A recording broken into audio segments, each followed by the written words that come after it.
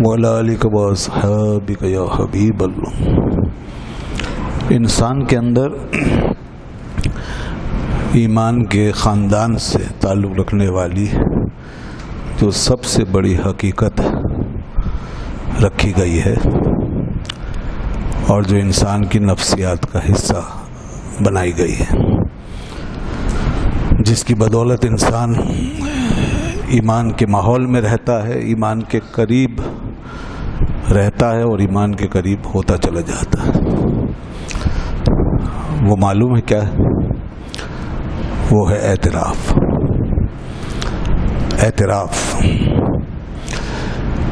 اعتراف یہ انسان کی وہ کیفیت ہے کہ جتنی اس کے اندر یہ چیز زیادہ ہوگی اتنا وہ ایمان کے قریب ہوگا۔ اس لیے میں نے کہا کہ ایمان کے خاندان سے تعلق رکھنے والی یہ ایک نفسیاتی حقیقت ہے۔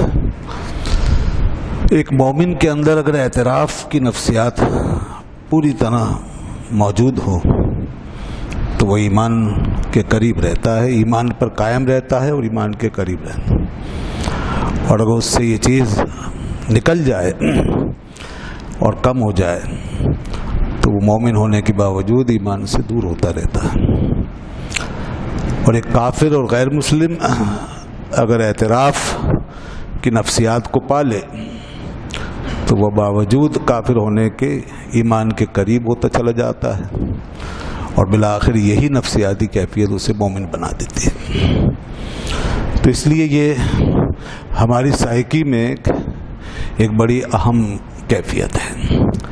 جس کو اللہ تعالیٰ نے یہ چیز دی ہے اسے چاہیے کہ اس کی حفاظت کرے، اور جس کے اندر نہیں ہے وہ اس کو حاصل کرے، اور بچوں کی تربیت میں اس عنصر کو لازماً پیدا کرنے کی کوشش کی جائے۔ اعتراف یہ ہے کہ جو حقیقت ہے چاہے وہ ہمارے خارج میں ہو یا ہمارے باطن میں، چاہے اس کا تعلق اس خارجی دنیا سے ہو یا ہماری داخلی دنیا سے، اس حقیقت کو ریئلائز کر لو، جیسی وہ ہے اسے مان لو، حقیقت سے مت ٹکراؤ۔ اللہ نے اس دنیا کو حقائق کے اوپر پیدا کیا ہے، جو چیز اللہ نے جیسی پیدا کی ہے وہ ویسے ہی ہے، یہی حقیقت ہے۔ تو انسان کا کام یہ ہے کہ اس حقیقت کو ریئلائز کرے۔ علم کا سب سے بڑا مقصد ریئلائزیشن ہے۔ علم ریئلائز کرواتا ہے، علم حقیقت شناس بناتا ہے۔ علم جب آپ کو حقیقت سے دور کر دے تو وہ علم حجاب ہے، وہ علم پردہ ہے۔ اگر آپ میں ریئلائزیشن اور اعتراف کا مادہ پیدا نہ کرے بلکہ کسی اور خیال اور گمان میں آپ کو مبتلا کر دے تو یہ علم نہیں، یہ حجاب ہے۔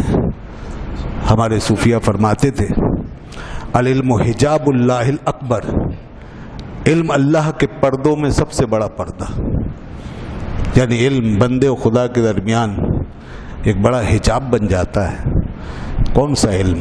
وہی علم جو انسان کو حقیقت سے بے خبر کر دے، اس میں ریئلائزیشن کا مادہ پیدا نہ ہونے دے، اس کو کسی اور خیال اور گمان میں مبتلا کر دے، تو یہ علم پردہ ہے۔ علم کا مقصد اسی وقت پورا ہوگا جب یہ پردے ہماری آنکھوں سے اٹھ جائیں گے۔ یعنی علم پردے اٹھانے کے لیے آیا ہے، پردہ بننے کے لیے نہیں آیا۔ اسی لیے آئنسٹائن نے ایک بات کی تھی اور اس کی یہ بات صحیح تھی کہ the more I know the more I realize that what I don't know۔ جتنا کہ میں جانتا ہوں اتنا ہی مجھے یہ ریئلائز ہوتا ہے کہ میں کیا نہیں جانتا۔ انسان علم اس طریقے سے انسان کی آنکھوں کو کھولتا ہے اور ریئلائز کراتا ہے۔ تو یہ اعتراف ہمارے اندر ہونا چاہیے، ہمارے علم سے یہ اعتراف ہمارے اندر آنا چاہیے، ہمارے مشاہدے سے اعتراف ہمارے اندر پیدا ہونا چاہیے، ہمارے تجربے کے ذریعے اعتراف ہمارے اندر پیدا ہونا چاہیے۔ ان سب چیزوں کے ذریعے اگر اعتراف پیدا ہوگا تو ہم حق کے قریب ہوتے چلے جائیں گے، ہدایت کے قریب ہوتے چلے جائیں گے۔ اللہ تعالیٰ نے سورہ یاسین میں یہی بات ارشاد فرمائی کہ اے محبوب آپ صرف ان لوگوں کو ڈرا سکتے ہو اور ان لوگوں کو فائدہ پہنچا سکتے ہو جن کے اندر اعتراف کر لینے کی صلاحیت ہے، جو ریئلائز کرتے ہیں، کرنا چاہتے ہیں، اور وہ جو یہ نہیں چاہتے تو آپ کا ڈرانا اور نہ ڈرانا ان کے لیے برابر ہے۔ انما تنذر من اتبع ذکر، سوائے اس کے نہیں کہ آپ انہی کو ڈراتے ہو جو ذکر کی پیروی کر لیں، نصیحت کی پیروی کر لیں، جو اعتراف کر لیں۔ وخشی الرحمن بالغیب، اور جو رحمان سے غیب کی حالت میں ڈرنے لگ جائے۔ اعتراف کا بنیادی مادہ ڈر ہے۔ اعتراف انسان میں اس وقت پیدا ہوتا ہے جب اس میں ڈر ہو، ڈر کی نفسیات، ڈر کے ساتھ، خوف کے ساتھ۔ جس کے اندر ڈر نہیں ہوگا، خوف نہیں ہوگا، اس میں اعتراف پیدا نہیں ہوگا۔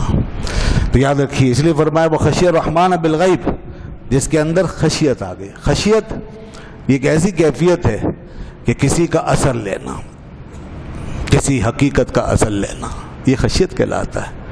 کسی بڑی شے کے آگے اپنے آپ کو چھوٹا دیکھنا، کسی عظیم کے آگے اپنے آپ کو حقیر سمجھنا، یہ خشیت ہے۔ یوں جب ہم اپنے سائز کا اندازہ لگا لیں خارجی حقائق کو سامنے رکھ کر، تو اسی کا نام خشیت ہے۔ اللہ فرماتا ہے سب سے بڑی حقیقت اور سب سے عظیم ہستی میں ہوں، لہذا میرے آگے تمہاری کیا کیفیت ہونی چاہیے، اسی کا نام خشیت ہے، اسی کا نام خشیت ہے۔ مادی بہت سے حقائق ہمارے سامنے آتے ہیں تو اس کے مطابق ہمارے اوپر کیفیات مرتب ہوتی ہیں۔ بہت سے منظر ہمارے دل ہلا دیتے ہیں، بہت سے بڑے بڑے جسم ہمیں لرزہ بر اندام کر دیتے ہیں، بہت سی دہشت انگیز کیفیات ہمیں اندر سے جھنجھوڑ دیتی ہیں۔ تو یہ خشیت کی مختلف صورتیں ہیں، اللہ تعالیٰ نے یہ انسان میں رکھی، اور پھر اس کے بعد اسی چیز کے ساتھ ہمیں اللہ نے اپنی ہیبت اور اپنی جلال کا تعارف کرایا، اپنی عظمت کا سے پردہ اٹھایا، اور بار بار قرآن نے یہ منظر ہماری آنکھوں کے سامنے سجایا کہ دیکھو وہ کتنا بڑا ہے۔ بس انسان اگر اس منظر کو فوکس کر لے اور اس کے اندر ڈوبنے لگ جائے تو اس کے ساتھ ہی جو کیفیت اس کے اندر پیدا ہوگی، اسی کا نام خشیت ہے۔ یہی خشیت انسان کو اعتراف کی طرف لے جائے گی، اور وہ دل سے پھر پکارے گا، دل سے آواز آئے گی کہ لا الہ الا اللہ، نہیں کوئی معبود سوائے اللہ کے۔ ہمارے دین نے ہماری جو پریکٹس رکھی ہے ہمارے لیے، اور جو نمازیں، جو سب سے بڑی عبادت نماز ہے جسے ہم ادا کرتے ہیں، یہ نماز اسی خشیت اور اعتراف کا مظہر ہے۔ ہم نماز کی حالت میں مکمل منفعل حیثیت سے کھڑے ہوتے ہیں اور ہاتھ باندھ کے سب سے پہلے یہ بابر کرتے ہیں کہ ہم حاضر ہو گئے، ہم بھاگنے والے نہیں، ہم بھاگ نہیں رہے، ہم آ گئے ہیں۔ جہاں تو نے بلایا وہاں ہم آ گئے، جیسے تو نے کھڑا کیا ہم کھڑے ہو گئے۔ یہ ہے پہلا اعتراف۔ قیام کی حالت میں انسان اس بات کا اقرار کر رہا ہے کہ تیرا بندہ حاضر ہو گیا ہے۔ اب جب کوئی حاضر ہوتا ہے تو دربار کے کورنش بجا لاتا ہے، دربار کے آداب بجاتا ہے، اعتراف حقیقت کرتا ہے۔ لہذا اس کے بعد رکوع کرنے کے ساتھ انسان اعتراف شروع کرتا ہے اور کہتا ہے اے مالک و مولا، میں حاضر ہوا، اور حاضر ہونے کے بعد یہ مانتا ہوں کہ میں ناقص ہوں، میں نامکمل ہوں، میں کامل و اکمل نہیں، میں ناقص ہوں، میں ادھورا ہوں۔ یہ میرا رکوع بتا رہا ہے کہ میں ناقص ہوں اور تو کامل ہے۔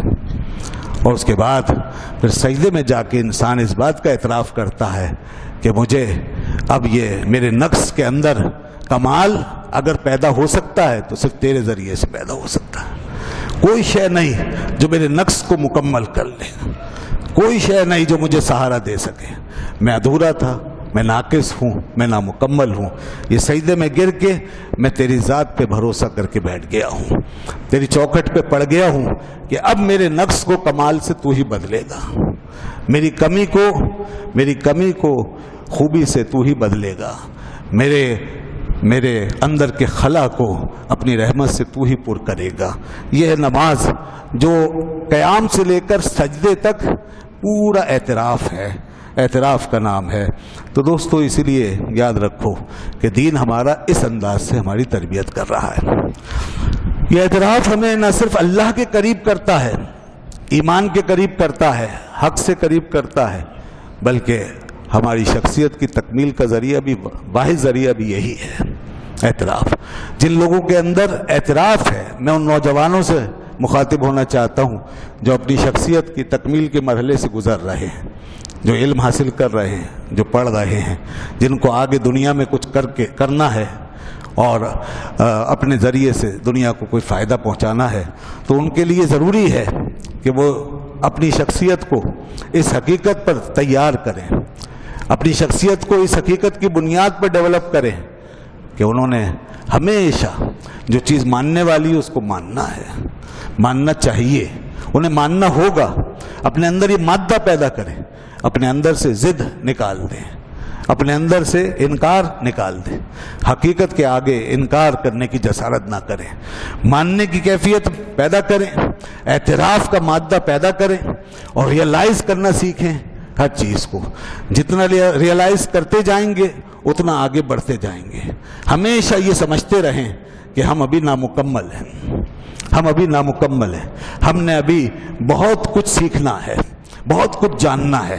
عمر کے ساتھ ساتھ اور وقت کے ساتھ ساتھ ہم نے مکمل ہونا ہے. یاد رکھیے گا دنیا میں سب سے زیادہ کامیاب آدمی وہ ہوتا ہے جو اپنی ذات اور اپنی شخصیت سے غیر مطمئن ہو.